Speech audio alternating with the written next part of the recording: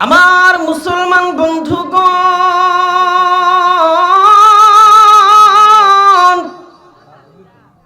আমার মুরব্বী বাবাজিরা, আল্লাহ রাব্বুল আলামিন আজ থেকে বহু বছর আগে বর্ণনা করে দিলেন, ইন্না আনজালনা ইলাইকাল কিতাবা বিল হক লিতাহকুমা বাইনান নাসি বিমা আরাকাল্লাহ।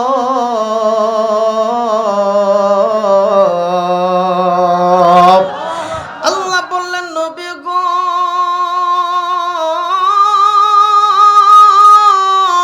ইয়া রাসূলুল্লাহ, ইয়া হাবিবাল্লাহ, আমি আল্লাহ রাব্বুল আলামিন আপনার প্রতি সত্য কিতাব আমি আল্লাহ তাআলা আপনার প্রতি অবতীর্ণ করেছি। ও নবী গো, শুধু তাই নয় লিতাহকুমা বাইনান নাসি বিমা আরাকাল্লাহ, এই কিতাব দিয়ে আপনি বিচার কাজ ফয়সালা করবেন। চিৎকার দিয়ে বলেন না একটু আল্লাহু আকবার। এ বাবাজি, এই কিতাবের মধ্যে কোনো ভুল নাই, কোনো সংশয় সন্দেহ নাই। আমার বন্ধুরা, যেই সমস্ত মানুষগুলো ভুল ধরতে আসলো, যেই সমস্ত বিজ্ঞানীরা গবেষণা করিয়া এই কোরআনের ভুল ধরার জন্য আসলো, ওই মানুষগুলোর মধ্যে অনেকেই কালেমা পড়ে মুসলমান হয়ে গেছে। চিৎকার করে বলুন সুবহানাল্লাহ। রে যুবক ভাইরা, গভীর মনোযোগ দিয়ে কথাগুলো শুনবেন আমার বন্ধুরা। এই দুনিয়ার জমিনে দেখবেন দলের কোনো অভাব নাই। আমি কোনো দলের নাম নির্দিষ্ট করে আমার বন্ধুরা বলবো না, তবে এই গুণগুলো যেই দলের মধ্যে থাকবে ওই দলের মধ্যে আপনারা প্রবেশ করবেন। রাজি আছেন তো ইনশাআল্লাহ? আল্লাহ বললেন, নবী গো, এই দুনিয়ার মানুষগুলোর মধ্যে একটা দল থাকবে, যেই দলের মানুষগুলো মানুষদেরকে ডাকবে কল্যাণের দিকে, মানুষদেরকে ডাকবে কল্যাণের পথে আহ্বান করবে। অলতাকু মিউকুম উম্মাতুন ইয়াদউনা ইলাল খায়র।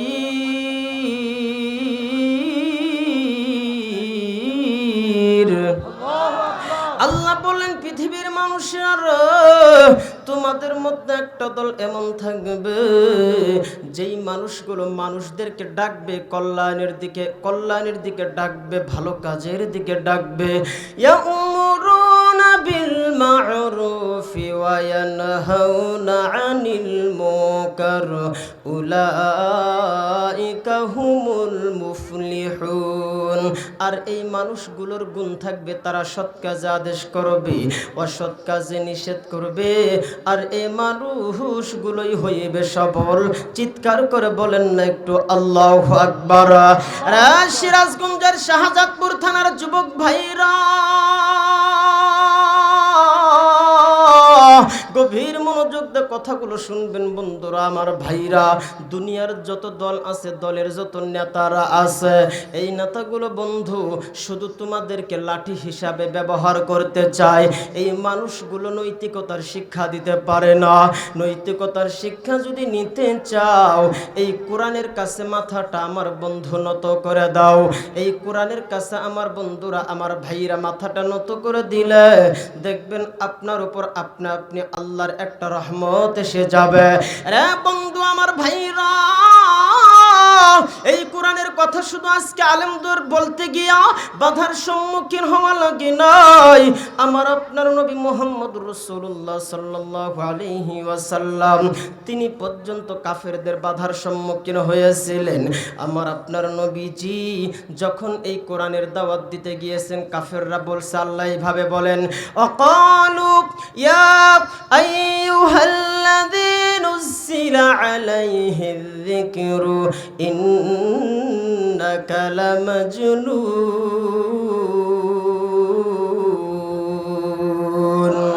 আল্লাহ বললেন, নবী গো, ওই মানুষগুলো আপনাকে বলে, কে ওই ব্যক্তি যার উপর জিকির তথা কোরআন নাজিল করা হয়েছে, ওই ব্যক্তি তো পাগল। ভাইজান, আমার নবীকে বলা হইতো পাগল আর জাদুকর, আর বলা হইতো আমার নবী নাকি মানুষকে মন্ত্র পড়িয়া ভুলিয়া দেয়। কিন্তু না না, এই সব কথাগুলো মিথ্যা আমার আল্লাহ প্রমাণ করে দিয়েছেন। এই কিতাব আল্লাহর পক্ষ থেকে নাজিল করা হয়েছে। এই কিতাবের দাওয়াত দিতে যাইয়া আমার বন্ধুরা ইমানের কথা বলতে যাইয়া নবীও মার খেয়েছেন, রাসূলরাও মার খেয়েছেন, আর আমরা তো তার উম্মত, মার খাবো তবু এই দিনের পথ ছাড়বো না। কথা বলো ঠিক কিনা? লিল্লাহি তাকবীর। রাজি আছো তো ইনশাআল্লাহ? এই কোরআনের পথে চলতে গিয়ে, কোরআনের কথা বলতে গিয়ে যদি বন্দুকের নলের সম্মুখীন হইতে হয়, পিছপা হবেন নাকি আগায়া যাবেন? আসতে বলবেন না, পিছপা হবেন নাকি আগাবেন? এই ইনসাফ আমাদেরকে প্রতিষ্ঠা করা লাগবে। ইনসাফের শিক্ষা দেয় এই কোরআন। দুনিয়ার কোনো তন্ত্র মন্ত্র এই ইনসাফের শিক্ষা দিতে পারে না। কথা বলো ঠিক কিনা? এই ন্যায় ইনসাফের কথা বলতে গিয়ে সারা দেশে মানুষ তো অনেক মরছে, কিন্তু আমার দেশেই কত যুবক, কত মানুষকে হত্যা করা হলো। কথা বলো ঠিক কিনা? এই তো কিছুদিন পূর্বে আপনারা জানেন, ওসমান হাদি ভাইকে গুলি করে হত্যা করা হলো।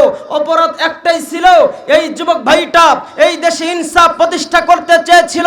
ইনসাফের কথা বলতে গিয়ে, ইসলামের কথা বলতে গিয়ে, দেশকে ভালোবেসে দেশপ্রেমিক হয়ে তাকে কিন্তু জীবন দিতে হয়েছে। কথা বলো ঠিক কিনা? তবে ভুলে গেলে চলবে না, ওরা ভুল করছে। ওরা মনে করছে এক ওসমান হাদিকে শেষ করলে হয়তো বা দেবে যাবে, কিন্তু এটা ভুল সিদ্ধান্ত তাদের। একজন ওসমান হাদিকে হত্যা করে তারা লক্ষ লক্ষ ওসমান হাদির জন্ম দিয়েছে। কথা বলো ঠিক কিনা? প্রতিটা ঘরে ঘরে ওসমান হাদির মতো বারুদ হয়ে জ্বলতে হবে যুবকেরা। ইনশাআল্লাহ আল্লাহ কবুল করেন, আমিন বলেন।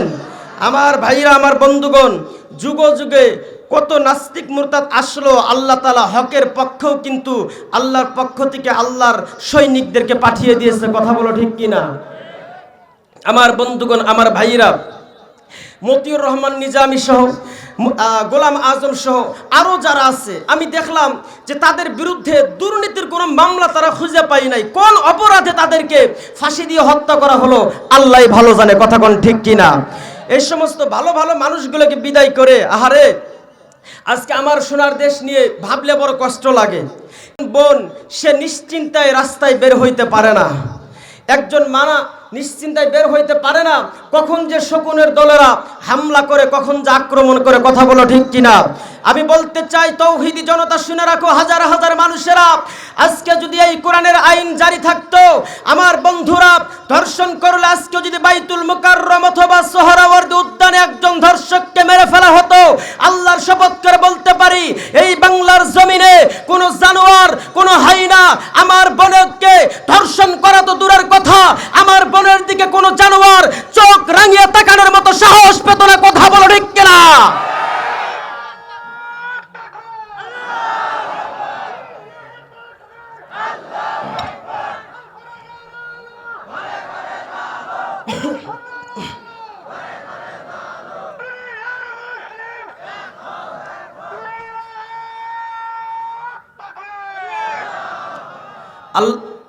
আল্লাহ কবুল করেন, আমিন বলেন। আমার বন্ধুরা, আমার ভাইরা, আমার মুরব্বী বাবাজিরা, আমার আল্লাহ রব্বুল আলামিন এই কিতাবটা সত্য কিতাব নাজিল করলেন, আমার আপনার নবীকে বর্ণনা করে দিলেন, নবীও আমি আপনার উপর সত্য কিতাব নাজিল করেছি। শুধু তাই নয়, তাই নয়, লিতাহকুমা বাইনান নাসি বিমা আরাকাল্লাহ। ও নবী গো, আপনি এই কিতাব দ্বারা মানুষের মধ্যে বিচার কার্য পরিচালনা করবেন, ফয়সালা করে দিবেন। বুঝা গেল, বুঝা গেল, এই কিতাব দ্বারা আমার বন্ধুরা কিন্তু ফয়সালা করা যায়, বিচার করা যায়। রে যুবক ভাইরা, রে বন্ধুরা, এই কিতাব দ্বারা ফয়সালা করা যায়। এর প্রমাণ আমার বন্ধুরা শুধু কিতাব নয়, বাস্তবে নবী রাসূলরা, খোলাফায়ে রাশিদিন, মুসলিম শাসকরা দেখিয়ে দিয়েছেন। ভাইজান, এর বাস্তব অনেক নমুনা আমার বন্ধুরা, নবী রাসূলগণ, সাহাবায়ে কেরাম সহ আরো অনেক মুসলিম শাসকরা আমার বন্ধুরা, আমার ভাইরা দিয়ে গিয়েছেন। হযরত উমর ফারুক রাদিয়াল্লাহু রাদিয়াল্লাহু তাআলা আনহুর সময়কার কথা। আরে বন্ধু, একজন যুবক আমার বন্ধুরা মিশর থেকে আসলো, এসে হযরত উমারে ফারুককে বলতেছে, গো খলিফাতুল মুসলিমিন, আপনার কাছে একটা নালিশ নিয়ে আসছি, একটা বিচার নিয়ে আসছি। হযরত উমার ডাক দিয়ে বলে, যুবক, কি অভিযোগ তুমি নিয়ে আসছো? কোন অভিযোগ নিয়ে আসছো আমাকে বলো। এই লোকটা ছিল কিবতী বংশের লোক, কিবতী। একটু খেয়াল করবেন ভাইরা, অনেকে প্রশ্ন করে যে মুসলমানরা যে এই কোরআনের আইন চায়, হিন্দুদের কি হবে, খ্রিস্টানদের কি হবে, বৌদ্ধদের কি হবে, এই একটা প্রশ্ন আছে না নাই? আসতে বলবেন না, আরেকটু জোরে বলেন। এই প্রশ্নটা কিন্তু আমার ভাইরা আছে। এখন প্রশ্ন হইল, এই কোরআনে মুসলমান, হিন্দু, বৌদ্ধ, খ্রিস্টান অর্থাৎ প্রত্যেকটা মানুষের সমান অধিকার দেওয়া হয়েছে বিচারের ক্ষেত্রে, বলেন আল্লাহু আকবার। এই লোকটা ছিল কিবতী বংশের যুবক। কিবতী বলা হয় যারা ফিরাউনের বংশধর। আমার বন্ধুরা, আমার ভাইরা, এই যুবক বলতেছে, খলিফাতুল মুসলিমিন, আমাদের রাষ্ট্র, সেই এলাকার গভর্নর, সেখানকার গভর্নর নাম হইল আমর ইবনুল আস রাদিয়াল্লাহু তাআলা আনহু। সেখানে একটা ঘোর দৌড়ের প্রতিযোগিতা হয়। আমর বিন আস রাদিয়াল্লাহু তাআলা আনহুর সন্তান আমাকে চাবুক দিয়ে আঘাত করে, আমি আগে যাচ্ছিলাম, এই জন্য যেই মাত্র চাবুক দিয়ে আঘাত করলো আমি জমিনে পড়ে গেলাম। এর বিচারটা আমি চাই। হযরত উমর ফারুক চিঠি লিখলেন, ওগো আমর ইবনুল আস, আর দেরি করবা না, জলদি করে তুমি আমার এখানে চলে আসো, রাজদরবারে চলে আসো। যখন চলে গেল, তার সন্তানকে হাজির করা হলো। অমনি কইরা হযরত উমর, আমার বন্ধুরা, আমার ভাইরা, চাবুকটা ওই কিবতী ওই যুবকের হাতে তুলে দিল, আর ডাক দে বলল, যুবকরা, আহার দেরি করবা না, করবা না, নাও চাবুকটা নাও, তুমি আমর ইবনুল আস গভর্নরের সন্তানকে আঘাত করতে থাকো, বলেন আল্লাহু আকবার। আঘাত করতেছে, আঘাত করতেছে, এক পর্যায়ে এই চাবুকটা আমার বন্ধুরা, আমার ভাইরা, আবার হযরত উমর ফারুকের হাতে নিলেন, ডাক দিয়ে বলতেছে, যুবকরা, আরো আঘাত করে, বলে না না। হযরত উমর ডাক দিয়ে বলে, আমর, এরবার তুমি সাবধান হয়ে যাও, তুমি যদি গভর্নর না হইতে, তাহলে তোমার সন্তান এত বড় দুঃসাহস দেখানোর মতো সাহস পাইতো না। এরপরে যদি এমন অন্যায় হয়, তাহলে এই চাবুক সন্তানের পিঠে নয়, গভর্নর আমর ইবনুল আসের পিঠে পড়বে, বলেন না আল্লাহু আকবার। আর রাসূল আল্লাহু আকবার। হযরত উমর বলতেছে, এর পরবর্তীতে যদি তোমার ছেলে অন্যায় করে, ছেলের পিঠে চাবুক পড়বে না, চাবুক পড়বে ছেলের বাবা গভর্নর আমর ইবনুল আসের পিঠে, বলেন আল্লাহু আকবার। দেখেন ইসলাম কি সুন্দর ন্যায় বিচার, সুশাসন আমাদেরকে শিক্ষা দিয়েছে। যেখানে একজন শাসকের ছেলে, একজন গভর্নরের ছেলে পর্যন্ত ছাড় পাই না, এমন বিচার ব্যবস্থাই তো আমরা চাই, কথা বলেন ঠিক কিনা? আহার কি একটা অবস্থা আমার ভাইরা, আমার বন্ধুগণ, এমন একটা সময় অবস্থান করছি, নেতার ছেলে, নেতার ভাই যদি অন্যায় করে, কোন দিক দিয়ে ছাড়া পেয়ে যায়, এর কোনো ধরাছোঁয়ার বাইরে চলে যায়। আর গরিবরা যদি অন্যায় করে, সাথে সাথে রিমান্ডে নাও, আলেমরা যদি অন্যায় করে, সাথে সাথে রিমান্ডে নাও, রিমান্ডে নিয়ে ফিরাইতে থাকো, কথা বলো ঠিক কিনা? আমার বন্ধুরা, আমার ভাইরা, এমন পরগাছার মতো আমরা আর বাঁচতে থাকতে চাই না, কথা বলেন ঠিক কিনা? প্রত্যেকের স্বাধীনতা, তারা আমাদেরকে গণতন্ত্রের বাণী শোনায়, গণতন্ত্রের কথা বলে যে সবার কথা বলার স্বাধীনতা আছে, কিন্তু স্বাধীনতা আর থাকলো কোথায়? আমার বন্ধুরা, আমার ভাইরা, আজও যদি আমার বোনের ধর্ষিতা মুখ আর আমার মায়ের ধর্ষিতা মুখ দেখে আমাদের বাঁচতে হয়, এর চাইতে লজ্জার বিষয় আর কিছু থাকতে পারে না, কথা বলো ঠিক কিনা? যদি পরগাছার মতো বাঁচতে হয়, যদি মায়ের ধর্ষিতা মুখ দেখতে হয়, যদি পরগাছার মতো বাঁচতে হয়, যদি বনের ধর্ষিতা মুখ দেখিতে হয়, তবে এমন বেঁচে থেকে লাভটা কি তুমি এ কথা কখনো ভেবেছো কি তুমি? এ কথা কখনো ভেবেছো কি? যদি সন্ত্রাস ঠেকানো নাই বাজাই, যদি না খেয়ে মানুষ এখনো মরে, তবে সরকার নামের ওই পুতুলটাকে বলো বারবার পাল্টিয়ে লাভটা কি? কথা বলো ঠিক কিনা? বারবার পাল্টিয়ে লাভটা কি তুমি? এ কথা কখনো ভেবেছো কি? যদি অস্ত্রের মহড়া এখনো চলে, যদি আমার ভাইয়ের মাথায় গুলি লাগে, কথা বলো ঠিক কিনা? যদি অস্ত্রের মহড়া এখনো চলে, যদি আমার ভাইয়ের বুকে গুলি চলে, তবে বেতন দিয়ে ওই সৈন্যগুলো ভালো লালন পালন করে লাভটা কি তুমি? এ কথা কখনো ভেবেছো কি তুমি? এ কথা কখনো ভেবেছো কি? যদি আগের মতো এই দেশটা মোদের যদি দখলে চলে যায় ওই গুন্ডাদের, কথা বলো ঠিক কিনা? যদি আগের মতো মোর দেশটা যদি দখলে চলে যায় গুন্ডাদের, তবে আইন নামের ওই মিথ্যা বুলি দিয়ে সারাটা জীবন চলবে কি তুমি? সে কথা কখনো ভেবেছো কি? যদি পরগাছার মতো বাঁচতে হয়, যদি বনের ধর্ষিতা মুখ দেখিতে হয়, লিল্লাহ তাকবীর, লিল্লাহ তাকবীর। আমার ভাইরা, আমার বন্ধুগণ, আমার কথা কি আপনারা বুঝতেছেন? কথা কি বোঝা যায়? সামনে কি আগানো যাবে? ইনশাল্লাহ কিছুক্ষণ চালানো যাবে। আমার ভাইরা, আমার যুবক ভাইরা, আপনাদেরকে বলতে চাই, ইসলাম প্রতিষ্ঠা হয়েছে, এখানে ভূমিকা ছিল যুবকদের সবচাইতে বেশি। আল্লাহু আকবার বলেন। যুবকদের ভূমিকা ইসলাম বিজয়ে সবচেয়ে অগ্রগামী ভূমিকা রেখেছিল। আমার বন্ধুরা, আমার ভাইরা, হযরত আবু বকর সিদ্দিক রাদিয়াল্লাহু তাআলা আনহু ইসলাম গ্রহণ করে 37 বছর বয়সে, হযরত উমর ফারুক রাদিয়াল্লাহু তাআলা আনহু 26 বছর বয়সে, হযরতে আমার বন্ধুরা আব্দুর রহমান ইবনে আউফ রাদিয়াল্লাহু তাআলা আনহু 17 বছরে, হযরত আলী 8 বছরে ইসলাম গ্রহণ করে। এই সমস্ত যুবকদের মাধ্যমে ইসলাম বিজিত হয়েছে।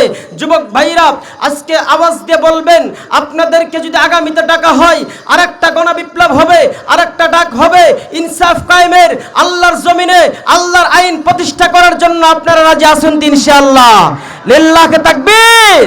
আমার ভাইরা, আমার বন্ধুগণ, কথাগুলো মনোযোগ দিয়ে শুনবেন। আমার বন্ধুগণ, আমার ভাইরা, এই দুনিয়ার জমিনে যদি সুশাসন দেখতে চাও, রাম বাবাজি, এটা আমি আমার মন গড়া কোনো কথা বলবো না, কোনো দলের নাম নিয়েও কোনো কথা আমি বলবো না। তবে দেখবেন ভালো মন্দ বোঝার জ্ঞান আল্লাহ তাআলা সবাইকে দিয়েছেন। আল্লাহ বলেন, ফাআলহামাহা ফুজুরাহা ওয়া তাকওয়াহা। ভালো এবং মন্দ দুইটা বোঝার জ্ঞান আমি আল্লাহ তাআলা মানুষদেরকে দিয়েছি। আমার ভাইরা, ইমানদার আমার বন্ধুরা এমন সেমন যেমন তেমন ইমানদার হইলে চলবে না। আল্লাহ বলেন, ওয়াইযা কিলা লাহুম আমিনু কামা আমানান নাস, তোমরা ঈমান আনো তাদের মতো, তথা যেরকম ঈমান এনেছিল সাহাবায়ে কেরামরা। দিনের পথে যারা মরে, দিনের পথে যারা মারা যায়, ইনসাফ কায়েম করতে গিয়ে যারা মারা যায়, তারা কখনো মরে না, আমার আল্লাহর কাছে তারা জীবিত। ওয়ালা তাকুলু লিমান ইয়াকতালু ফি সাবিলিল্লাহি আমওয়াত বাল আহইয়াউ ওয়ালাকিন লা তাশউরুন।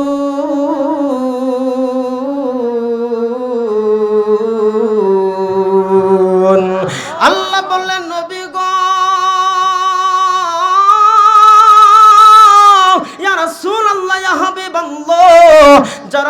আমি আল্লাহর রাস্তায় জীবন দেয়, যারা আমি আল্লাহর জন্য মরে তাদেরকে মৃত বলো না, তারা মৃত নাই বরং তারা জীবিত। দুনিয়ার মানুষগুলো এইটা বুঝতে পারে না।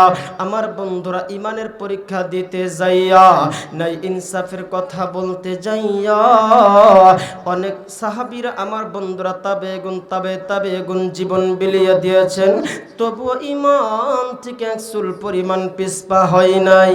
একজন যুবতী মেয়ে, তার অধিকার কেমন হবে, রাষ্ট্রের সুশাসন কেমন হবে?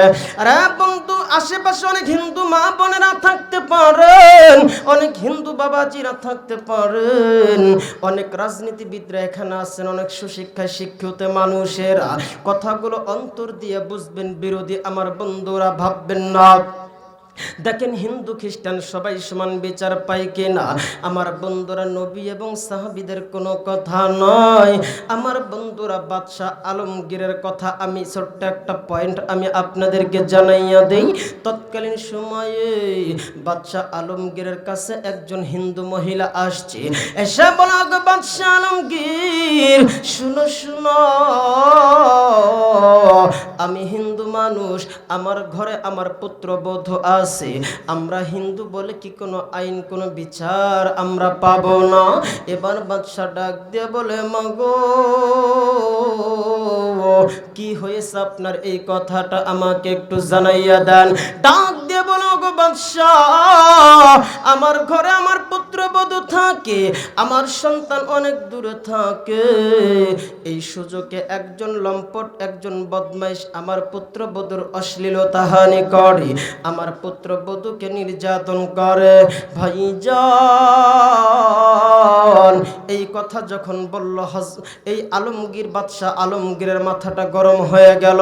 ডাক দিয়ে বলতেছে, মা গো, আপনি চলে যান, চলে যান, আপনি আগামীকাল এর বিচারটা আপনি দেখতে পারবেন। এই কথাটা যেই মাত্র বলছে, মহিলাটা চলে গেছে। খুব মনোযোগ দিয়ে শুনবেন। অনেকে প্রশ্ন করে, কোরআনের আইন যদি পৃথিবীতে কায়েম হয়, অন্য ধর্মের মানুষদের কি হইবে? এই জন্য আমি এই কথার এক্সাম্পলটা টানলাম। আমার ভাইরা, পরের দিন বাদশাহ আলমগীর ওই মহিলার বাড়িতে চলিয়া গেছি।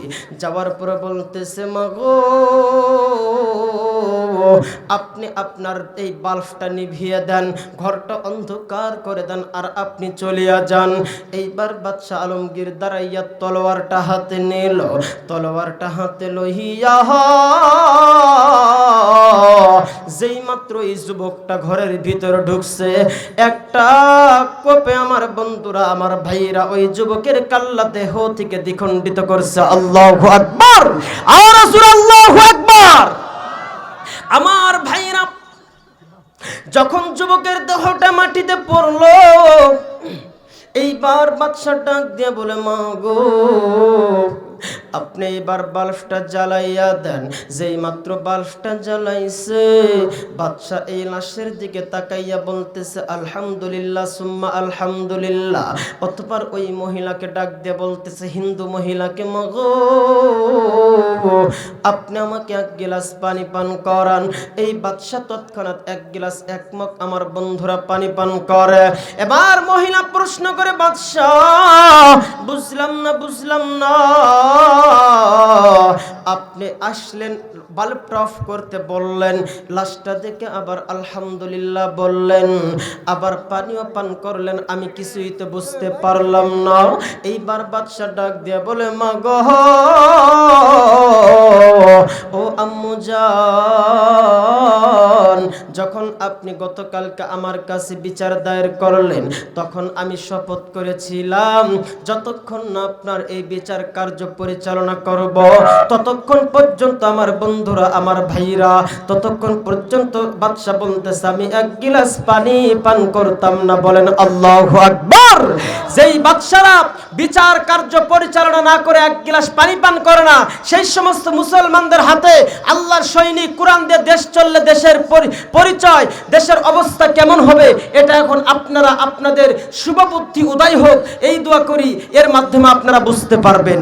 এইবার মহিলা ডাক দিয়ে বলে, এবার আপনি বলেন কেন আপনি লাশ দেখে আলহামদুলিল্লাহ বললেন? বাদশাহ জাহাঙ্গীর বলতেছি, আপনি যখন আমার কাছে বিচার দায়ের করলেন মগহ,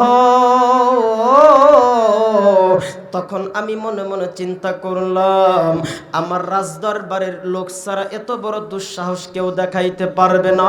আমি ভাবছি আমার সন্তান নাকি ভাতিজা নাকি ভগ্নিপতি, এইটা মনে করিয়া আমি আপনাকে বাল্বটা বন্ধ করতে বললাম, যাতে করে রাতের অন্ধকারে আমার সন্তানও যদি হয়, আমার পরিচিত যদি হয়, তবুও তার বিচার করতে যেন আমার হৃদয় না কেঁপে ওঠে। বলেন আল্লাহু আকবার। আর রাসূল আল্লাহু আকবার।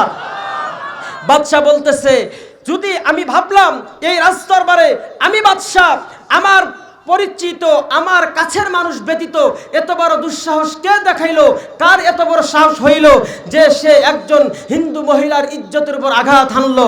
এই জন্য আমি বাল্ব আপনাকে বন্ধ করতে বলেছি, আমার সন্তান পরিচিত জন হইলেও যেন তার কাল্লা আমি কেটে দিতে পারি।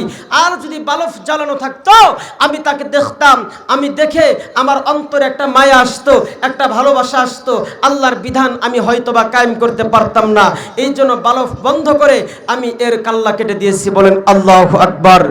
লা ইলাহা, সকলেই জবান খুলে লা ইলাহা,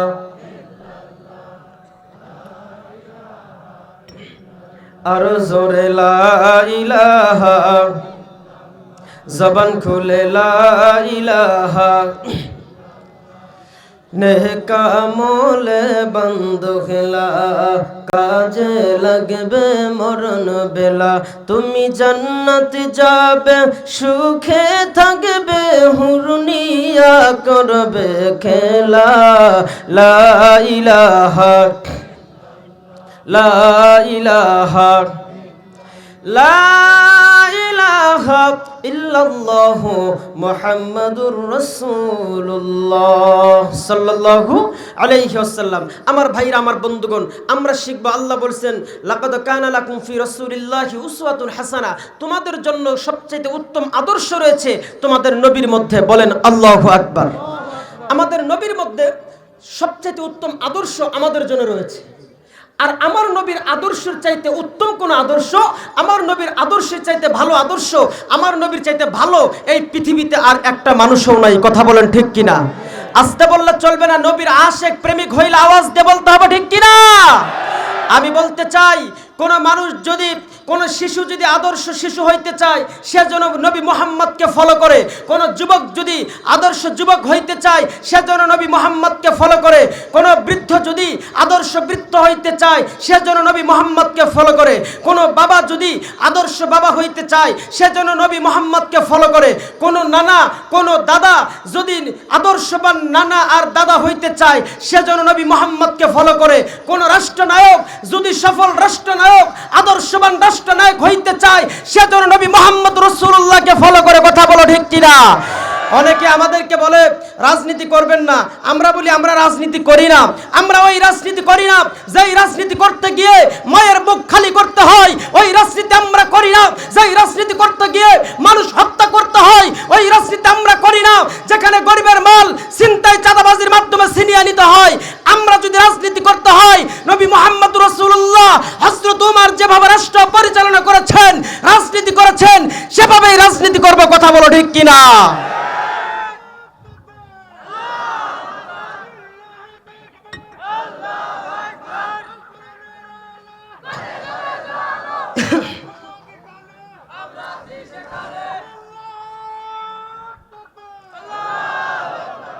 আমার ভাইরা, রাজি আছেন তো ইনশাআল্লাহ?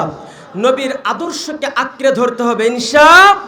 কোন তাগুতি চক্ষুকে নবী মুহাম্মদের উম্মতেরা, আল্লাহর সৈনিক মুসলমানেরা ভয় পাইতে পারে? তারা আমাদেরকে এদিক সেদিক কত ভয় দেখাবে, কিন্তু ওরা জানে না মুসলমানরা মৃত্যুকে ভয় পায় না। কারণ মুসলমানরা জানে মরবে শাহাদাত বরণ করে শহীদ হয়ে আল্লাহর কাছে প্রিয়তম আল্লাহর কাছে জান্নাতে আমরা চলে যাব ইনশাআল্লাহ। আমার ভাইরা, যদি ইসলাম পৃথিবীতে কায়েম হয়ে যায় তাহলে আমাদেরকে কি করতে হবে এবং কি করণীয়, এই কথাটা আল্লাহ পাক রব্বুল আলামিন সূরাতুল হজ্জের 41 নম্বর আয়াতে বলেন। আল্লাহ পাক রব্বুল আলামিন বলেন, الذين إن مكناهم في الأرض أقاموا الصلاة وآتوا الزكاة وأمروا بالمعروف ونهوا عن المنكر ولله عاقبة الأمور।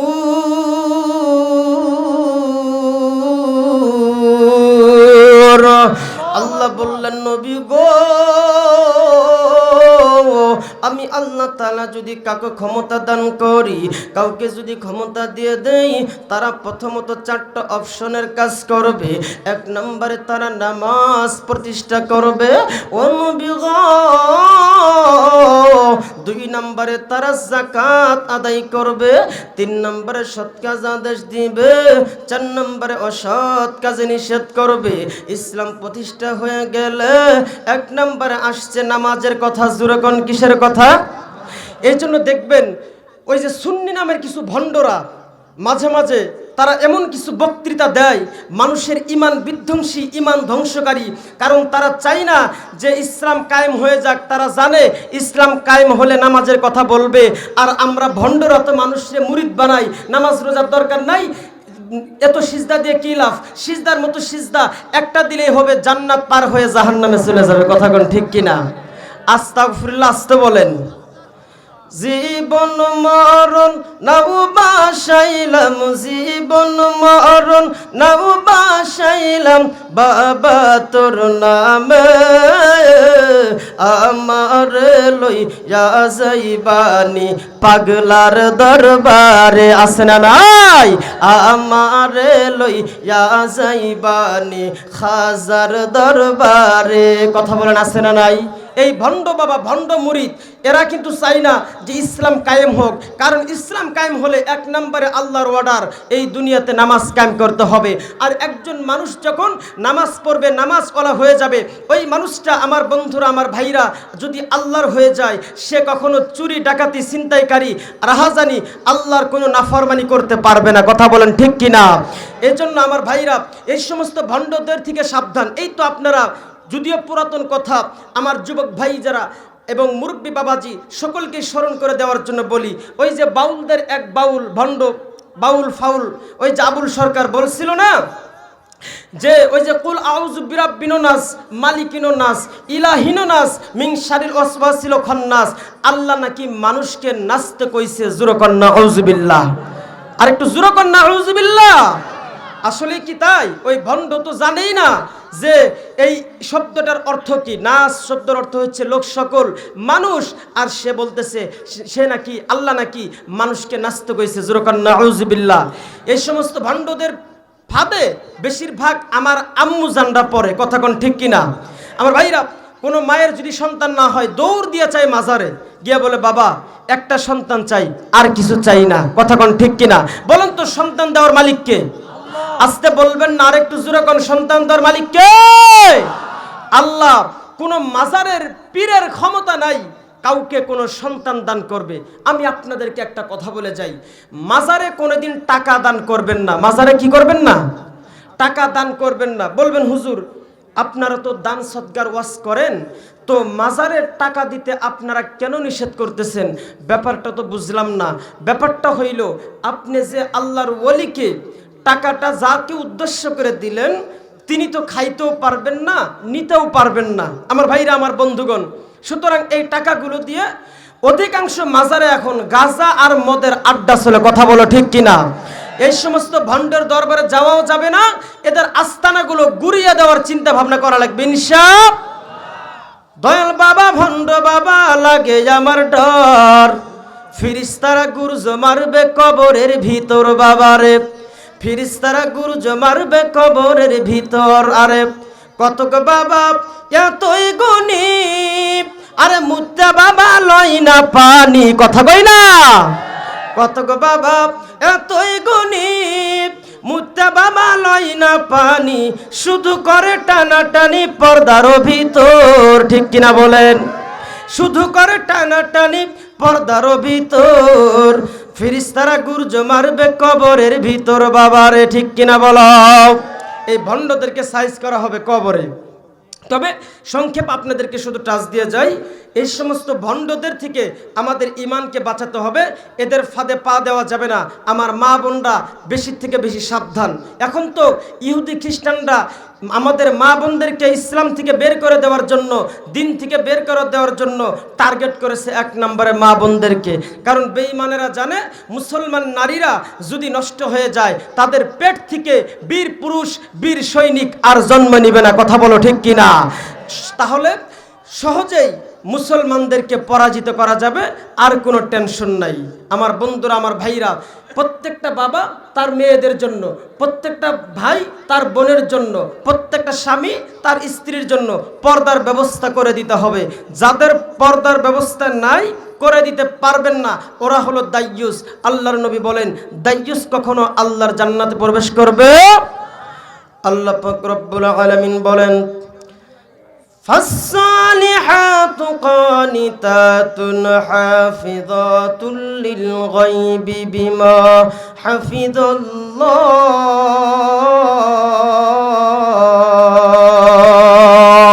আল্লাহ বললেন নবী গো, এই দুনিয়ার জমিনে মুমিনা নারী যারা হবে, আমার বন্ধুরা সংক্ষেপে একটু আম্মুজানদের কথা বলে আমি আবার মূল আলোচনায় চলে যাব, নতুবা আমার মায়েরা আলোচনা করবে। এতদিন নারী ছিল সরকার, মহিলাদের ওয়াজও ছিল দরকার, এখন নারীও সরকার নাই, মহিলাদের ওয়াজের মনে হয় দরকার নাই, কথা বলো ঠিক কিনা। ও গো আমার আদরের বোনেরা, আপনি পর্দা পুশিদা করে চলবেন, এটা আল্লাহর অর্ডার। ইসলাম যদি কায়েম হয়ে যায়, ইসলামী রাষ্ট্র ব্যবস্থা যদি কায়েম হয়ে যায়, প্রত্যেকটা মুসলমান মা বোনদেরকে পর্দা পুশিদা করে চলা লাগবে। বেপরদায় চলার সাহস দুঃসাহস কেউ দেখাইতে পারবে না। ভাইজান, আমার আল্লাহ বলল মুমিনা নারীদের দুইটা গুণ থাকবে, একটা হলো অনুগত্যা তথা স্বামীর অনুগত হবে, স্বামীর আনুগত্য করবে।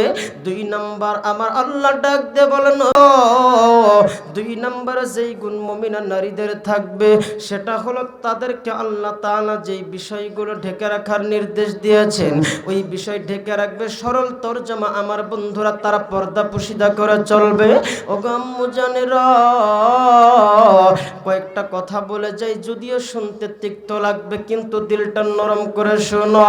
আপনার মতো মা ছিল মা খাদিজা, আপনার মতো মা ছিল মা রহিমা, আপনার মতো মা ছিল বিবি আসিয়া, আপনার মতো মা ছিল ফাতেমা রাদিয়াল্লাহু তাআলা আনহা।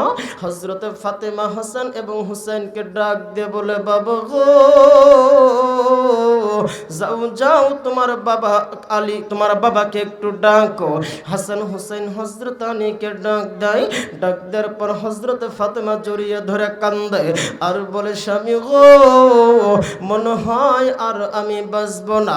হযরত আলী ডাক দিয়ে, ফাতেমা কেন কেন তো টেনশন করো, তুমি তো এমন ভাবে কোনোদিন কান্দো নাই, তুমি তো এমন ভাবে কোনোদিন কান্না করো নাই, আজ কেন এত কান্না করতেছো? হযরত ফাতেমা বলে, আমি আমার আব্বাজানকে স্বপ্ন দেখেছি, স্বামী গো,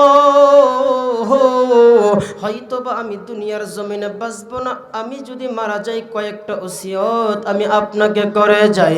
ও গো প্রাণের স্বামী, এক নম্বর যে ওসিয়তটা সেটা হলো আপনি আমার জানাজার নামাজ পড়াবেন এবং রাত্রিবেলায় পড়াবেন। 2 নম্বর হইল আপনি আমার লাশটা কবরে নামাইবেন। এই কয়েকটা ওসিয়ত করলেন।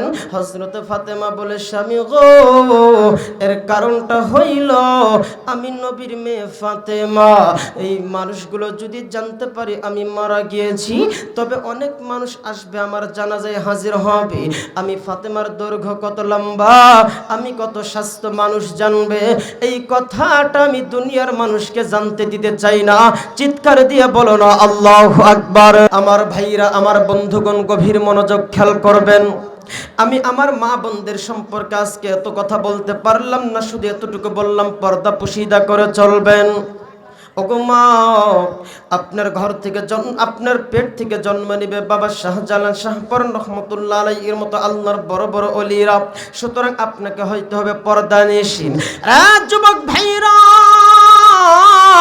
ইসলাম যদি কায়েম হয়ে যায়, আল্লাহ যদি কাউকে ক্ষমতা দান করে, দিন যদি প্রতিষ্ঠা হয়ে যায়, আল্লাহ 4টা অপশনের কথা বলছেন। 1 নম্বরে হইল নামাজ, 2 নম্বরে যাকাত। আমার বন্ধুরা, আমার ভাইরা, যাকাত যদি লেনদেন হয়, এই যাকাতের লেনদেন হইলে আর এই দুনিয়াতে গরিব মানুষ পাওয়া যাবে না, খুব কমে যাবে। কথা বলেন ঠিক কিনা? অতঃপর আমার আল্লাহ বলছেন, ওয়া আমারু বিল মা'রুফি আনহাউনা আনিল মুনকার, সৎ কাজে আদেশ করবে এবং অসৎ কাজে নিষেধ করবে। কিন্তু এই সত্যের কথা বলতে যাইয়া, অসৎ কাজে নিষেধ করতে যাইয়া, এই কথাগুলো বলতে গেলে আমাদেরকে এক শ্রেণীর মানুষ রাজাকার আর মৌলবাদী বলে গালি দেয়। কথা বলো ঠিক কিনা? সত্যের পথে গান গায় তাই বলে আমাকে মৌলবাদী, সত্যের পথে ডাকি তাই বলে আমাকে অগরবাদী, জিহাদের কথা বলি তাই বলে আমাকে জঙ্গিবাদী, জিহাদের পথে ডাকি তাই বলে আমাকে অগরবাদী। আমি বিপ্লবী বিদ্রোহী মৌলবাদী, কেন জঙ্গিবাদী? ঠিক কিনা বলো? আমি বিপ্লবী বিদ্রোহী মৌলবাদী, কেন জঙ্গিবাদী? জন্মের পরে কানে আজান কি দেয় নাই, তুমি মৌলবাদী ছাড়া হও নাই। আবার মরণের পরে জানাজা পড়াবে, মরণের পরে জানাজা পড়াবে, তখন কোথায় পালিয়ে যাবি? বিপ্লবী বিদ্রোহী মৌলবাদী, কেন জঙ্গিবাদী?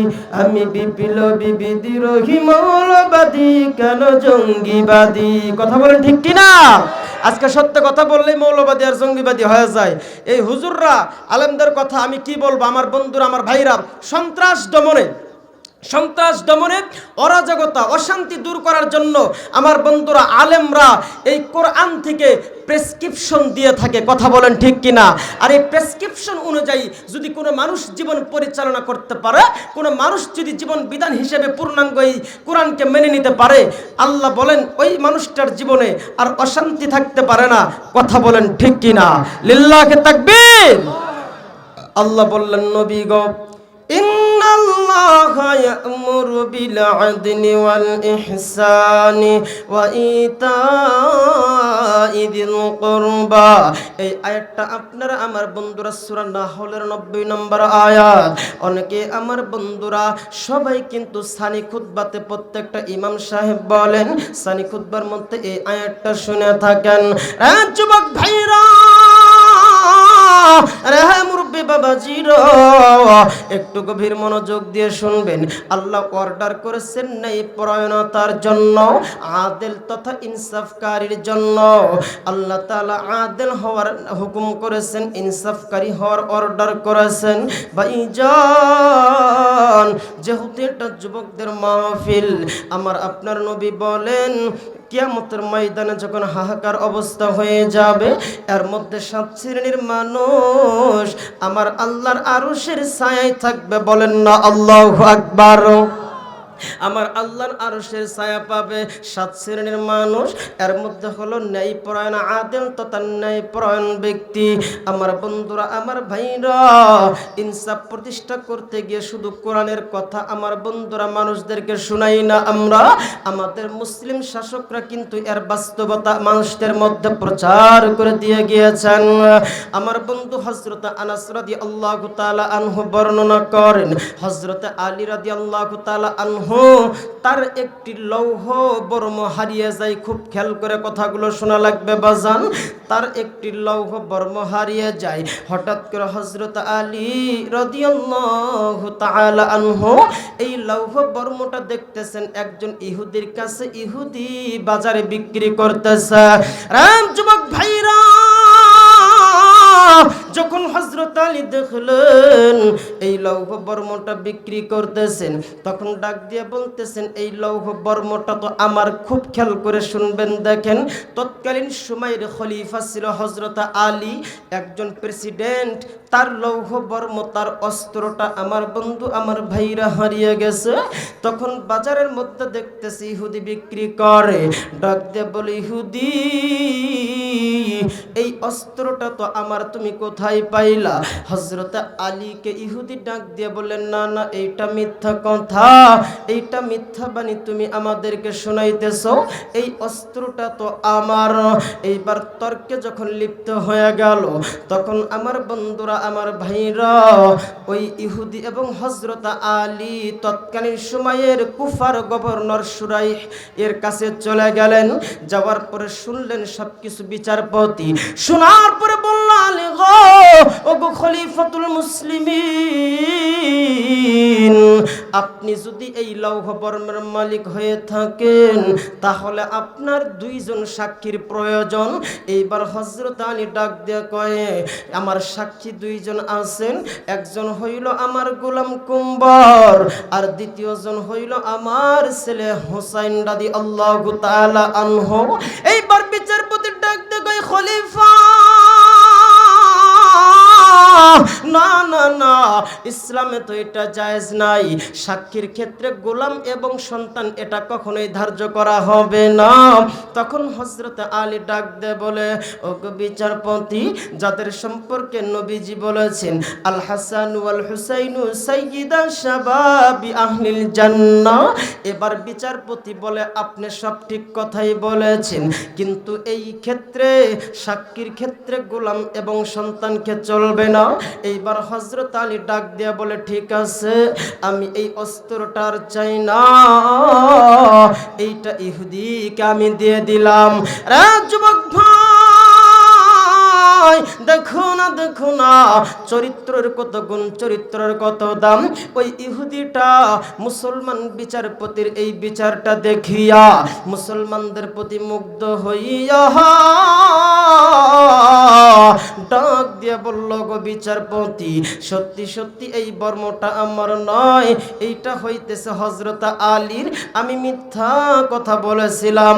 শুধু তাই নয়, আর আমি দেরি করতে চাই না, যেই মুসলমানদের চরিত্র এত ভালো হইতে পারে, যেই মুসলমানটা কখনো যেখানে খলিফাতুল মুসলিমিন একজন প্রেসিডেন্টের বিরুদ্ধে পর্যন্ত রায় দিতে পারে, ওই ধর্ম কোনোদিন খারাপ হইতে পারে না। আমারে কালেমা পড়াইয়া এই মাত্র মুসলমান বানায় দাও, বলেন না সুবহানাল্লাহ। আমার ভাইরা, এমন একটা সমাজ ব্যবস্থা আমরা চাই যেখানে বিচারপতি স্বয়ং রাষ্ট্রপ্রধান সরকারের বিরুদ্ধে পর্যন্ত রায় দিবে যদি সে ব্যাঠিক পথে থাকে, ঠিক কিনা জোরে কর। আমার ভাইরা, আমার বন্ধুগণ, এমন বিচার ব্যবস্থা যদি কায়েম হয়ে যায়, যেমন দেখেন আল্লাহ পাক রব্বুল আলামিন কোরআনের আইন, কত সুন্দর আইন, আমি আপনাদেরকে এটাই আজকে বোঝাতে চাচ্ছি। ইমানের শক্তি নিয়ে কথাগুলো শুনেন। কোরআন বলতেছে যদি কেউ জিনা করে তাহলে তার বিচার কি হবে? الزانيات والزاني فاجلدوا كل واحد منهما 100 جلدة। জিনাকারিনী নারী এবং জিনাকারী পুরুষ উভয়জনকে 100 বেত্রাঘাত করো, আর যদি তারা বিবাহিত হয় তাহলে তাদেরকে রজম তথা পাথর নিক্ষেপ করা হত্যা করো। আর যদি কোনো মানুষ চুরি করে তাহলে তার আইনটা কি হবে? আল্লাহ বলেন, السارق ওয়াস-সারিকাতু ফাকতাউ আইদিয়াহুমা।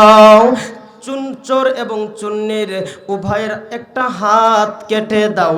ভাইজান, চোরের যদি হাত কাটা হইতো, দর্শককে যদি পাথর নিক্ষেপ করা হত্যা করা হইতো, আমার বন্ধুরা কেউ কাউকে ছুরি দিয়ে হত্যা করছে, কেউ কাউকে পাথর নিক্ষেপ করা হত্যা করেছে, কিসাস জারি করে দিয়েছে বন্ধুরা, ওইভাবেই তাকে হত্যা করা হইল। একবার আওয়াজ দিয়ে বলবেন এই কাজগুলো করার দুঃসাহস কেউ দেখাইতে পারবে নাকি? একটু জোরে কোন, আরেকটু জোরে কোন, লিল্লাহ তাকবীর। এমন সমাজ ব্যবস্থা আমরা চাই কি চাই না? এখন আসেন, চোরের হাত কাটতে হবে যদি সে আত্মীয় হয়, তারপরেও তাকে ছাড়া যাবে না। মক্কা বিজয়ের সময় আমার বন্ধুরা, আমার ভাইরা, একজন মহিলা চুরি করে ধরা পড়ল। এমন সময়ে একজন মহিলা যখন চুরি করে ধরা পড়ল, সাহাবীরা জানেন নবীজি তার হাতটা কেটে দিবে। তখন উসামা রাদিয়াল্লাহু তাআলা আনহুকে বললেন, তোমাকে তো নবীজি অনেক ভালোবাসে, তুমি যাও যাও নবীর কাছে গিয়ে একটু শাফায়াত করো না, একটু সুপারিশ করো যেন বিচারের শাস্তিটা একটু কমিয়ে দেয়, লাঘব করে, কারণ আমাদের একটা মান সম্মান আছে। তখন এই সাহাবী যাইয়া বলতেছে, নবী গো, ইয়া রাসূলুল্লাহ, ইয়া হাবিবাল্লাহ, একটু কি কিছু ব্যবস্থা করা যায় না? তখন আমার নবীর চেহারা মোবারকটা লাল হয়ে গেল। আল্লাহু আকবার বলেন। যেই মাত্র আমার নবীর চেহারা লাল, ওই মাত্র আর কিছু বলে নাই। খুব মনোযোগ দিয়ে কথাগুলো শুনবেন। মাগরিবের নামাজের পরে আমার নবী ভাষণ দিচ্ছে, আর ডাক দিয়ে বলে, সাহাবীরা, ও গো সাহাবীরা, পূর্বেকার লোকেরা এই জন্য ধ্বংস হয়েছে যে তাদের শক্তিশালী লোকেরা অপরাধ করলে তাদেরকে ছেড়ে দিত, আর গরিব অসহায় মানুষ যদি অপরাধ করত তাহলে তাদের উপর বিচার কার্য পরিচালনা করত, বড় লোকেরা ছাড়া পেয়ে যাইত। এই জন্য তারা ধ্বংস হয়েছে। তোমরা কি ভাবছো আমি মুহাম্মদ বিচার করা থেকে পিছপা হব? না না, আল্লাহি, আল্লাহর শপথ করে বলতেছি, এই অপরাধী যদি আমার মেয়ে ফাতেমা হইতো, আমার মেয়ে ফাতেমার হাত আমি কেটে দিতাম। চিৎকার করে বলেন না একবার আল্লাহু আকবার, আর জোরে আল্লাহু আকবার। যেই কোরআনের শাসন, যেই কোরআনের কথা, নিজের মেয়েকেও ছাড়তে চায় না, বাবাকেও ছাড়তে চায় না, ভাইকেও ছাড়তে চায় না। আর তো কোথাকার কোন আমার বন্ধুরা, আমার ভাইরা, ওই নেতা, এখন দেখবেন নেতার চেয়ে নেতার চামচারি বেশি পাওয়ার, কথা কয় না? নেতার চেয়ে নেতার চামচার পাওয়ারে এলাকায় টেকা মুশকিল হয়ে যায়। সাবধান আমার বন্ধুরা, আপনি ভালো কাজ করবেন, ভালো সওয়াব পাবেন। যেমন একটা মানুষ সরাসরি ভালো কাজ করলো, সে কিন্তু সরাসরি ভালো কাজের সওয়াব পাবে। আর একটা মানুষকে সাপোর্ট করলো, ওই মানুষটা যদি ভালো হয়, যত ভালো কাজ সে করবে তার একটা অংশের সওয়াব ওই ব্যক্তিটা পাবে, আর যত খারাপ কাজ করবে তার একটা অংশের সওয়াব ওই ব্যক্তিটার ঘাড়েই যাবে। এখন আমি আপনাদেরকে একটু বুঝাই সামান্যতম। ভাইরা আমার, বলতেছিলাম ন্যায় পরায়ণতা, ইনসাফের কথা। কিভাবে ইনসাফ প্রতিষ্ঠা হলে আমাদের সমাজের বিচার ব্যবস্থাটা কেমন হইতে পারে, কেমন চলতে পারে। ভাইরা একটু খেয়াল করে শোনেন। আপনি একজনকে ভোট দিয়েছেন, আমি কোনো নেতার নামও বলবো না, দলের নামও বলবো না। ভাইরা আমার, একজনকে ভোট দিলেন, ওই ব্যক্তি আটার বস্তাও চুরি করে, চাউলের বস্তাও চুরি করে। বলেন, ইতিপূর্বে আমরা অনেক মেম্বার, চেয়ারম্যান আটা, চাউল, তেল চুরি করছে, এমন প্রমাণ পাইছি কি পাই নাই? আসতে বললে চলবে না, জোরে বলতে হবে, পাইছি কি না? অনেক পেয়েছি। ভাইরা আমার, ওই যে চাউল চুরি করলো, গম চুরি করলো, যত যা চুরি করলো, সব কিছুর একটা অংশ আপনার উপর আসবে। আর যদি ভালো কাজে সহযোগিতা করেন, তাহলে ওই ব্যক্তি যত ভালো কাজ করবে তার একটা অংশ আপনার উপরে চলে আসবে। এই জন্য আমার বন্ধুরা, আমার ভাইরা, নেতা নির্বাচন করতে হবে তার চরিত্র দেখে, তার গুণগান দেখে। আমার নেতার চরিত্র ফুলের মতো পবিত্র। ওরে বাপরে বাপ, কি সুন্দর চরিত্র রে! নেতাও সিগারেট টানে, নেতার সামনে কর্মীও সিগারেট টানে, কথা কয় না? আমার নবীর আদর্শ হইল উত্তম আদর্শ। যুবক ভাইরা আমার, কলিজার টুকরা যুবক ভাই, আপনাদের পায়ে হাত ধরে বলবো, আর তাদের পথে নয়।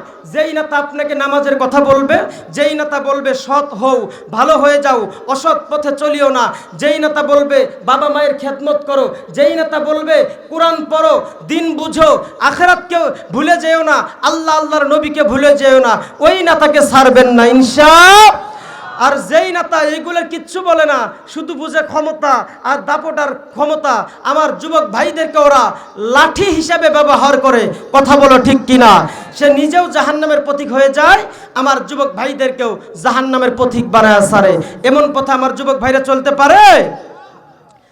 ইমানি পরীক্ষা নিতে সামনে এলো নির্বাচন, বলা যাবে? বলা যাবে?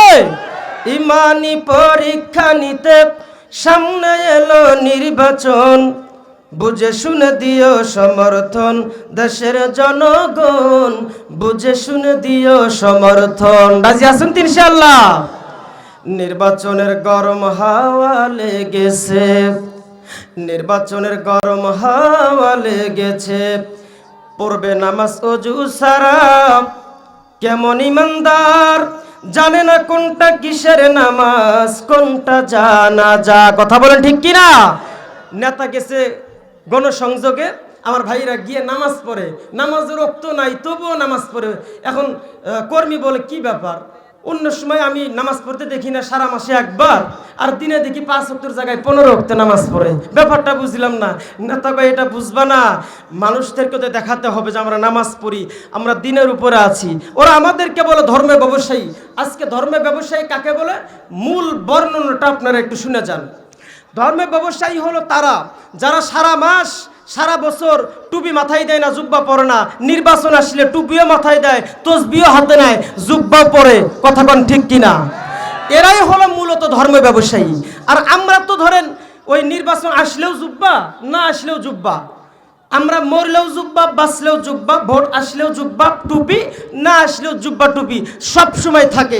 এখন বিবেচনা আপনাদের উপরে দিলাম, বলেন এখন ধর্মের ব্যবসায়ী আমরা নাকি তারা?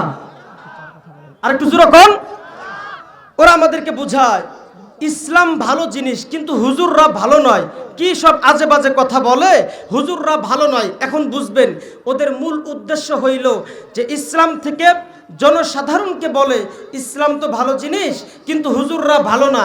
আসলে তাদের উদ্দেশ্য হইল এটা যে সাধারণ মুসলমানদেরকে আলেম থেকে বিচ্ছিন্ন করবে, তখন আলেমরা যারা পথ প্রদর্শক, পথ দেখাইতো, তাদের ছোঁয়া সাধারণ মানুষ পাবে না, আপনা আপনি এরা পথভ্রষ্ট হয়ে যাবে, কথা বলো ঠিক কিনা?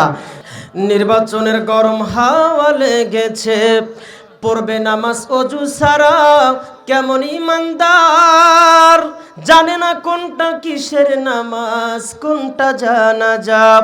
কাউকে এখন ধরবে হাতে, কারো ধরবে পায়, বুড়ো চাচা কেউ বলবে ডেকে আমার বড় ভাই, ঠিক কিনা বলো? ভোট আসলে হাতে পায়ে ধরে বাবা একবার দেখেন, একবার দেখেন, ওই কথাই ভুলবেন না, ওর চরিত্র দেখবেন, কথা কোন ঠিক কিনা? ওর চরিত্র দেখে আপনারা কাজ করবেন। খারাপ লাগতেছে আপনাদের? একটু খেয়াল করেন, পকেট থেকে বের করিয়া দিবে টাকার নোট, আছে না নাই? আর একটু জোরে কোন, আমি অবাক হয়ে যাই। 500 টাকার বিনিময়ে আপনি আপনার ইমান বিক্রি করলেন, নাউজুবিল্লাহ, আসতে বলেন। ভাই আমার, যেই নেতা টাকা দেয় তাকে ভোটই দিবেন না, বলে আমি টাকা দিয়ে ভোট দিব না, আমার ইমান আমি বিক্রি করব না ইনশাআল্লাহ। মনে রাখবেন, এরকম কিছু নেতার সাথে আমার কথাও হয়েছে। আছে তো আমাদেরও কাছের মানুষ, অনেক মহাব্বতের মানুষ তো থাকে, তারা বলে হুজুর এই যে কয়েক লাখ টাকা খরচ করে নির্বাচন করলাম, এই টাকাটা কি আমায় তো উঠাতে হবে না? আছে না নাই?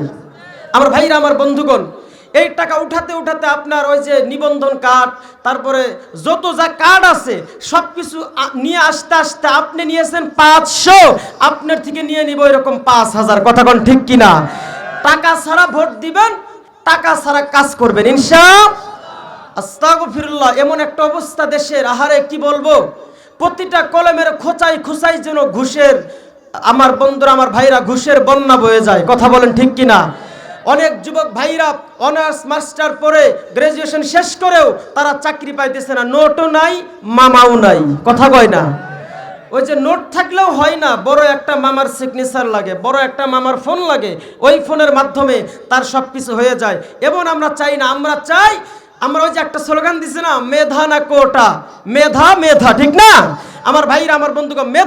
মেধার যোগ্যতা দিয়ে আমার দেশের সোনার ছেলেরা যার যার স্থান থেকে দেশের নেতৃত্ব দেবে ইনশাআল্লাহ। রাজি আছেন তো ইনশাআল্লাহ? প্রিয় ভাইরা, আমার বন্ধুগণ, আমাদেরকে সচেতন হতে হবে। আমি ভাবি একটা ছাগলের দাম তো 6 থেকে 7,000 টাকা, 5,000 টাকা, আর আপনি সেখানে 500 টাকায় বিক্রি হয়ে গেলেন। আপনার দাম কি গরু ছাগলের চাইতেও কমে গেল? এতটাই কি বেহায়া হয়ে গেলেন আপনি? কেন এই সামান্য টাকার জন্য আপনার ভোট আপনি বিক্রি করবেন?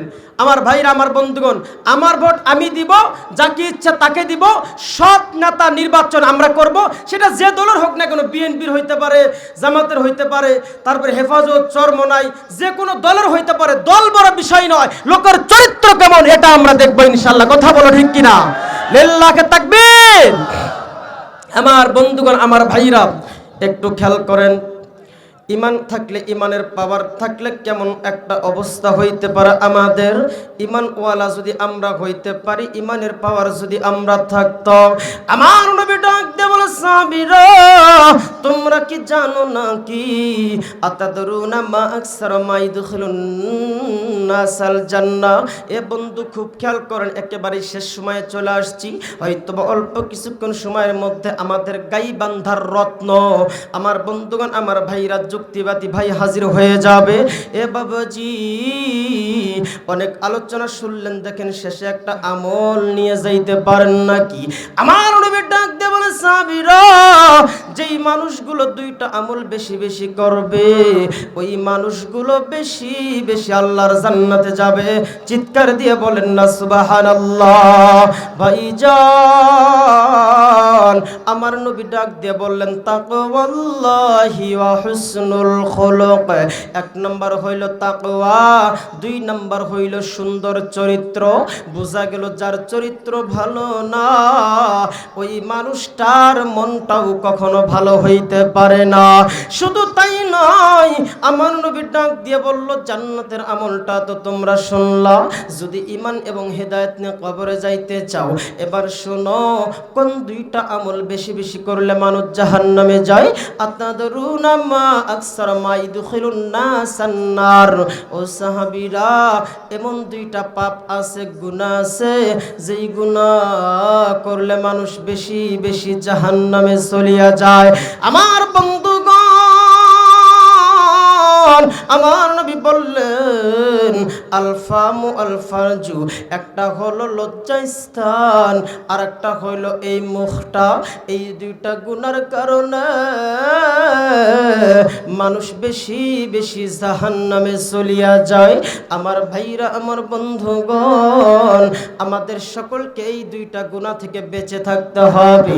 ওই সুন্দর চরিত্র এবং তাকওয়া নিয়ে আমাদেরকে দুনিয়ার জমিনে চলাচল করতে হবে। আমার যুবক ভাইরা, আপনারা হইলেন আগামী দিনের ভবিষ্যৎ। আপনাদেরকে ইসলামের খুঁটিটা শক্ত করে ধরা লাগবে। নাই ইনসাফের দেশ করার জন্য শুধু বাংলাদেশ নয়, সারা পৃথিবীর মধ্যে যখন ইসলাম কায়েম হয়ে যাবে রে বাবা, বড় দুঃখ লাগে, দুঃখ লাগে। এবং আজকে ইসলাম কায়েমের কথা বললে এক শ্রেণীর মানুষের মাথার সিট খারাপ হয়ে যায়। এ বাবাজি, আবার তারাই, আমার বন্ধুরা, বাক স্বাধীনতার দোহাই দেয়, বাক স্বাধীনতার কথা বলে, কিন্তু তারাই আবার এই বাক স্বাধীনতাটা হরণ করতে চাই রে বাবা। তারা যদি তাদের দলের কথা বলবে, আমরা আমাদের কোরআনের কথা বলবো, আমরা আমাদের হাদিসের কথা বলবো। আমার বন্ধুরা, আমার ভাইরা, জীবন চলে যাবে, তবু এই ইসলাম এবং কোরআন হাদিসের পথ থেকে পিছপা হব না। চিৎকার করে কথা বলেন ঠিক কিনা? লিল্লাহি তাকবীর।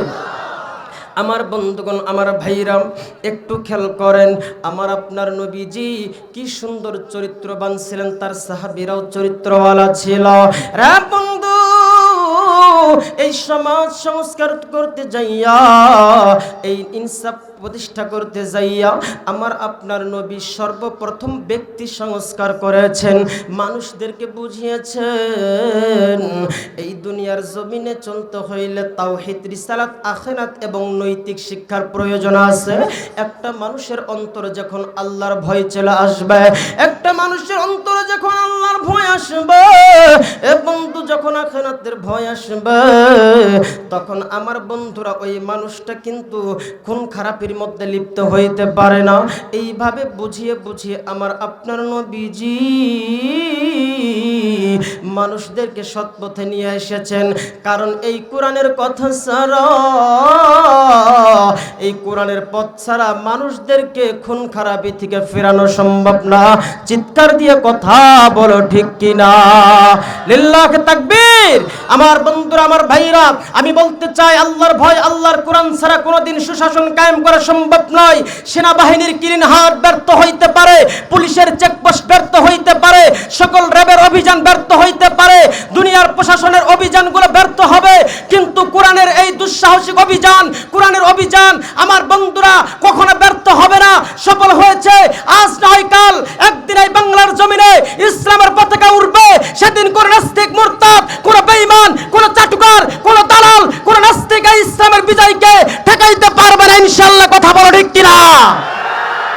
আমার ভাইরা, আমার বন্ধুগণ, গভীর একটা খেয়াল করেন, গভীর মনোযোগ দেন।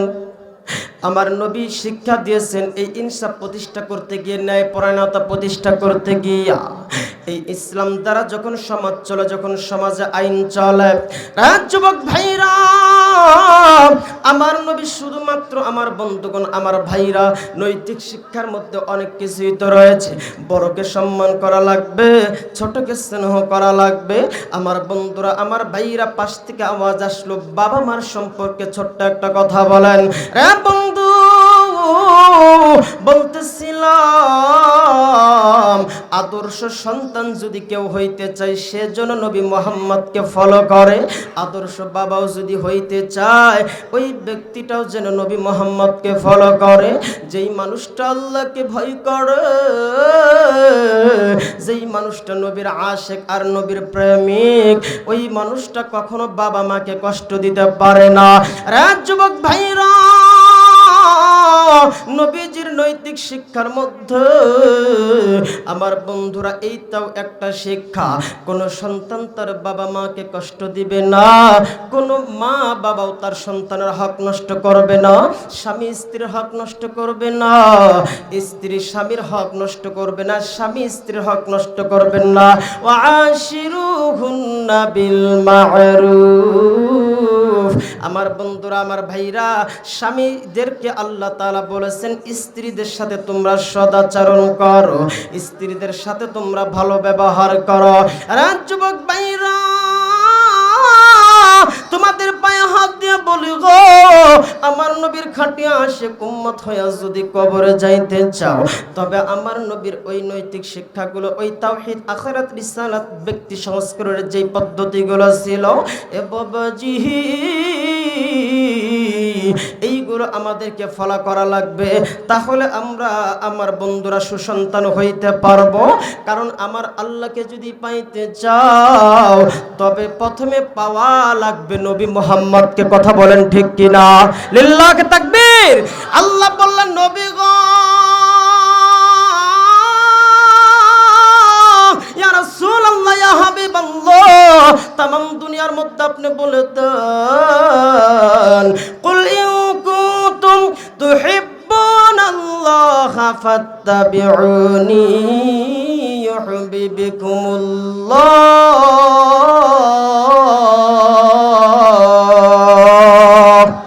আল্লাহ বললেন, নবীজি, কোন মানুষ যদি আমি আল্লাহকে পাইতে চাই, তবে ওই মানুষগুলোকে বলে দাও, ওই মানুষগুলো যেন আপনি মুহাম্মদকে ফলো করে, ভালোবাসি, আপনি মুহাম্মদের অনুগত করে। তাহলে আমি আল্লাহ রাব্বুল আলামিনকে পেয়ে যাবে। এ বন্ধু, নবীর আশিক কেমন হবে খুব খেয়াল করেন। হয়তো বা এটাই আমার শেষ পয়েন্ট হইতে পারে। নবীর একজন সাহাবী ছিল, আমার বন্ধুরা, আমার ভাইরা, নাম হইল হইল আব্দুল্লাহ। এ কলেজের টুকরা যুবক ভাই, দিলটা নরম করে দিবেন। এ বন্ধু, জীবনের শেষ মাহফিল মনে কইরা শুনিয়া যাও। হয়তো বা এরপর এই মাহফিল আর কে থাকবে কে থাকবে না জানি না। আল্লাহর নবীর একজন সাহাবীর নাম হইল আব্দুল্লাহ। আমার বন্ধুরা, ইসলাম গ্রহণ করার পূর্বে নাম ছিল আব্দুল উজ্জা।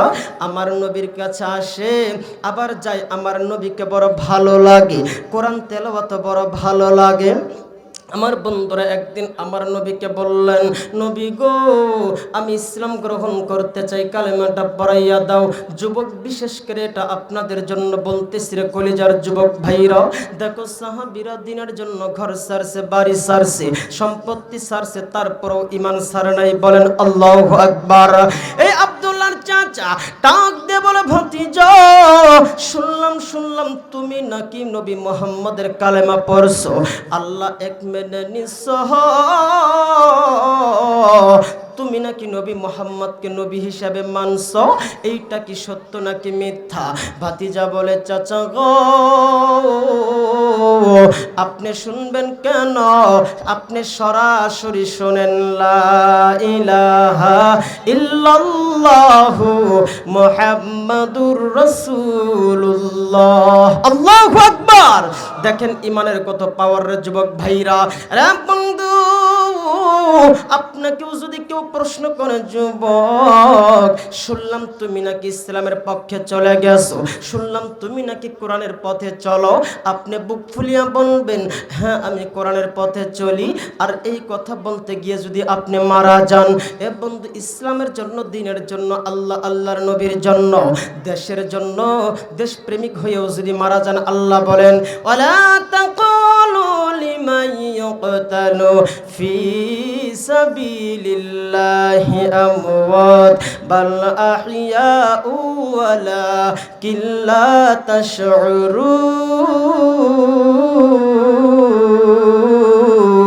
তাশউরুন। আল্লাহ বললেন, নবী গো, যেই মানুষগুলো আমি আল্লাহর রাস্তায় জীবন দেয়, আমি আল্লাহর রাস্তায় জীবন বিলিয়ে দেয়, তাদেরকে আপনি মৃত বলেন না, বরং তারা জীবিত বলেন। আল্লাহু আকবার।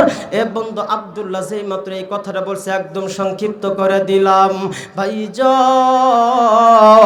আব্দুল্লাহর চাচা এইবার ডাক দিয়ে বলে, আব্দুল্লাহ, এরে আব্দুল উজ্জা, তুমি যদি ইসলাম গ্রহণ করো তবে তোমার জামাটা খুলে ফেলো। এইবার সাহাবী জামাটা খুলিয়া ফেলে, আবার ডাক দিয়ে বলে, লুঙ্গিটা খুলিয়া ফেলো। এদিক সেদিক কোচর মোচর করে। এইবার আমার বন্ধুরা, এই সাহাবীর চাচা ডাক দিয়ে বলে, খুব কারণে আমার সমস্ত কিছু ছিনিয়ে নিয়েছে আমার চাচা, আপনি ছোট্ট একটা কাপড় দিবেন নাকি মাগো? এই কাপড় দিয়ে আমি আমার ইজ্জতটা ঢাকবো। ছোট্ট একটা কাপড় আমার বন্ধুরা, আমার ভাইরা, এই সাহাবীকে তার মা দেয়। ওই কাপড় লইয়া আমার নবীর হুজরাখানায় হাজির হয়ে ডাকে, নবী গো, ইয়া রাসূলুল্লাহ, ইয়া হাবিবাল্লাহ। আমার নবী ডাক দে, কই কে গো, এত রাত্রিতে ডাকো? এইবার সাহাবী ডাক দিয়ে বলে, নবী গো, আমি আপনার সাহাবী আব্দুল্লাহ, এই তো কিছুদিন পূর্বে আমি ইসলাম গ্রহণ করলাম। আমার নবী দরজা খুলে দেখেন, কনকনে শীতের মধ্যে সাহাবী আব্দুল্লাহ কাঁপতেছে। নবী আমার বলে, সাহাবী রে, এই তো কিছুদিন আগে দেখলাম তুমি দামি দামি পোশাক পরো, দামি দামি পারফিউম ব্যবহার করো। এই তো কিছুদিন আগে আমি দেখলাম, হঠাৎ আজ তোমার এই অবস্থা। যুবক ডাক দিয়ে বলে, নবী গো, ইসলাম গ্রহণ করার কারণে, আপনি নবীকে নবী হিসেবে মেনে নেওয়ার কারণে, আল্লাহকে এক, আল্লাহ অদ্বিতীয়, আল্লাহ ছাড়া আর কোনো ইলাহ নাই, এই কথা মানার কারণে আমি আব্দুল্লাহকে আমার চাচার সমস্ত সম্পত্তি থেকে বঞ্চিত করেছি। শুধু তাই নয়, আমার জামা কাপড়গুলো খুলে নিয়েছে।